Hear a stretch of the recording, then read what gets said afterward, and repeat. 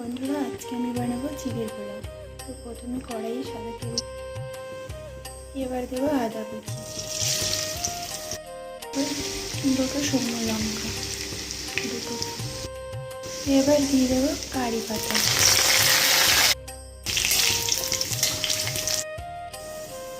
এবার দেবো অল্প একটু হলুদ গুঁড়ো। এবার আমি চিড়েগুলো দিয়ে দেবো, এবার এগুলো ভালো করে নাড়িয়ে নেবো, মিশিয়ে নেবো সব কিছু। এবার দেবো পরিমাণ মতো লবণ,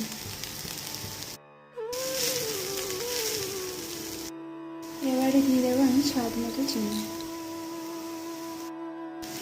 সবশেষে দিয়ে দেবো ভেজে রাখা বাদামগুলো। এবারে সমস্ত উপকরণগুলো ভালো করে মিশিয়ে নেব।